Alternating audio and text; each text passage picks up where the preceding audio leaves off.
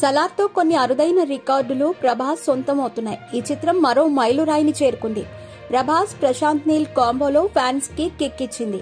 Mass action entertainer కి ప్రభాస్ పెట్టింది పేరు. ఫ్యాన్స్ ఆశించే యాంగిల్ ఈ మధ్య కాలంలో విడుదలైన చిత్రాల్లో తగ్గింది. ఈ క్రమంలో కేజీఎఫ్ దర్శకుడు ప్రశాంత్ నీల్ తో సినిమా అనగానే అంచనాలు ఆకాశానికి చేరాయి.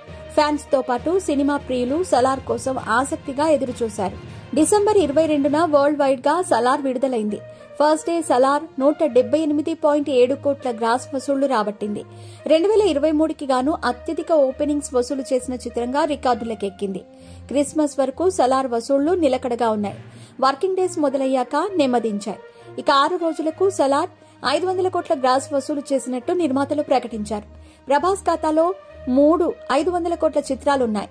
బాహుబలి, బాహుబలి 2, సలార్ 500 కోట్ల వసూళ్లు రాబట్టిన చిత్రాల జాబితాలో ఉన్నాయి. న్యూ ఇయర్ వరకు సలార్ వసూళ్లు దక్కించుకునే అవకాశం ఉంది. అయితే సలార్ బ్రేక్ ఈవెన్ కావటానికి ఇంకా 100 కోట్ల వరకు రాబట్టాలి. అప్పుడే లాభాల్లోకి ఎంటర్ అవుతుంది. క్లీన్ హిట్ కొడుతుంది. సలార్ చిత్రానికి సీక్వెల్ ఉంది. ప్రశాంత్ నీల్ కథ మొత్తం పార్ట్ 2 కోసం దాచేశాడనే వాదన ఉంది.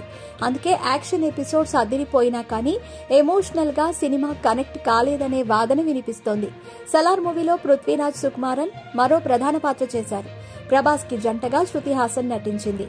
జగపతి బాబు, ఈశ్వరీరావు, బాబీ సింహ, ఝాన్సీ కీలక రోల్స్ చేశారు.